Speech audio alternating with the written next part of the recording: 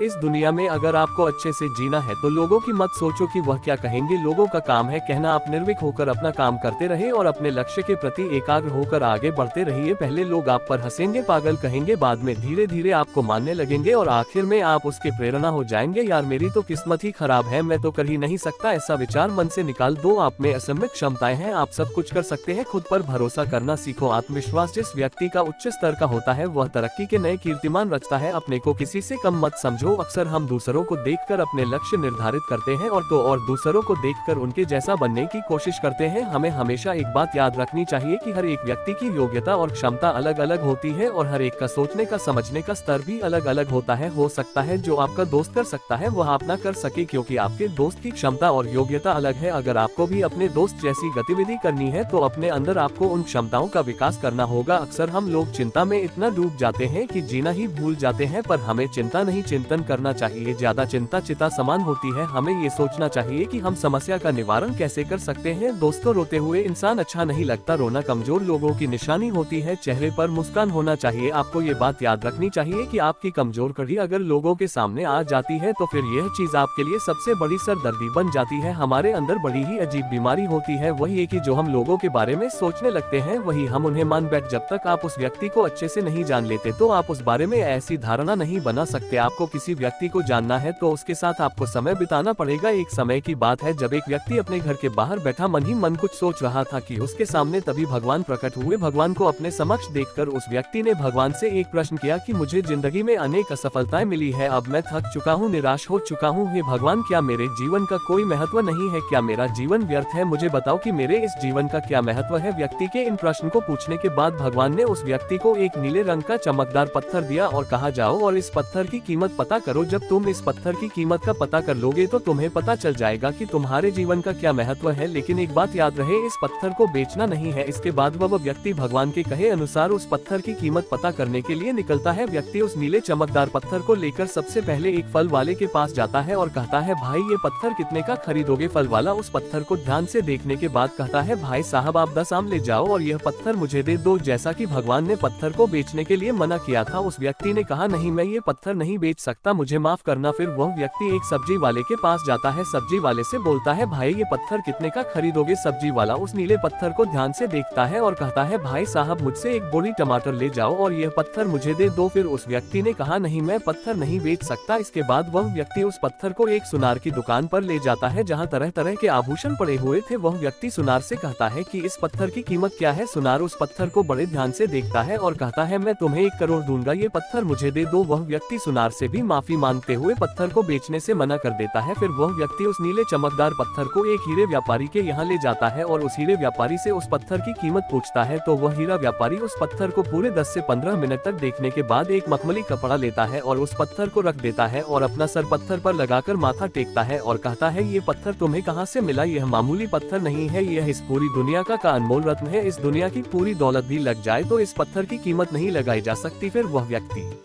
उस पत्थर को लेकर सीधे भगवान के पास जाता है और आप बीती बताता है और पूछता है, हे भगवान आप मुझे बताइए कि मेरे जीवन की क्या कीमत है? भगवान ने कहा, फल वाले, सब्जी वाले, सुनार वाले और हीरे व्यापारी ने तुम्हें तुम्हारे जीवन की कीमत बता दी थी। हे मनुष्य, तुम किसी के लिए एक पत्थर के टुकड़े के समान हो तो किसी के लिए बहुमूल्य रत्न। हर किसी ने अपनी जानकारी के अनुसार उस पत्थर की कीमत बताई, परंतु उस हीरे व्यापारी ने उस पत्थर को पहचान लिया। ठीक उसी तरह कुछ लोग तुम्हारे महत्व को नहीं पहचानते। इसलिए जिंदगी में कभी निराश मत होना। इस दुनिया में हर व्यक्ति के पास कोई न कोई हुनर जरूर होता है जो सही समय पर निखर कर आता है। इसके लिए परिश्रम और धैर्य की आवश्यकता होती है। जब तक हम खुद से हार नहीं मान जाते हमें कोई भी हरा नहीं सकता। दोस्तों, हमें खुद पर विश्वास करने की आवश्यकता है। आप सबसे अलग हैं और परिश्रम और धैर्य से आप अपने हुनर को और व्यक्तित्व को निखार सकते हैं। यदि आप इतिहास बदलना चाहते हैं तो आपको खुद को बदलना पड़ेगा। खुद के जीवन में इतना बदलाव लाओ कि दुनिया और लोग देखकर हैरान हो जाए, कहे कि क्या ये वही इंसान है जो पहले बेवजह समय बर्बाद करता रहता था। खुद को समय दो। आज से 1-2 साल बाद खुद को आप कहाँ देखना चाहते हो?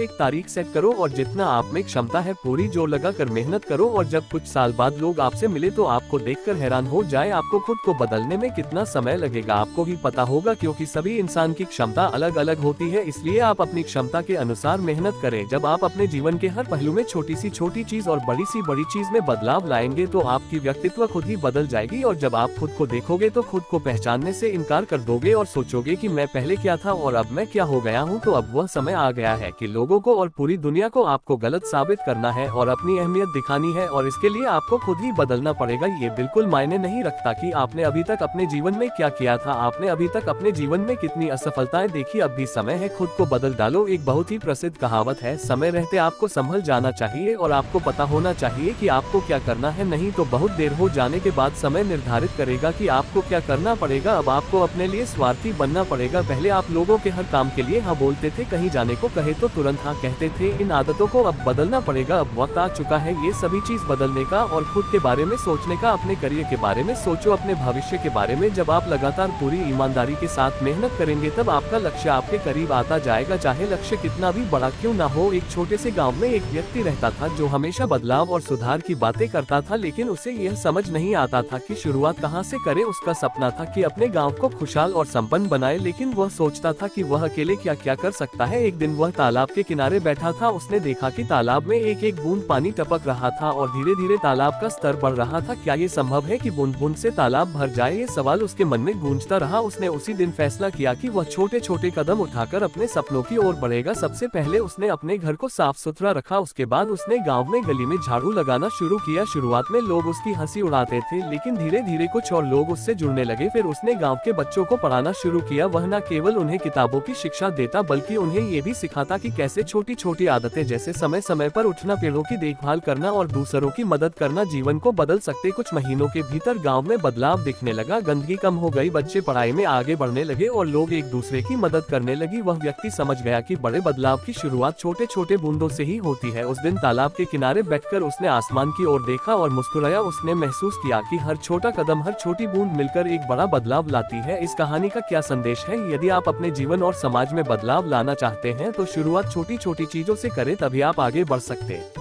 हो। दोस्तों, इस वीडियो में बस इतना ही। मिलते हैं अगली वीडियो में। अपना ख्याल रखिएगा। जय श्री कृष्णा।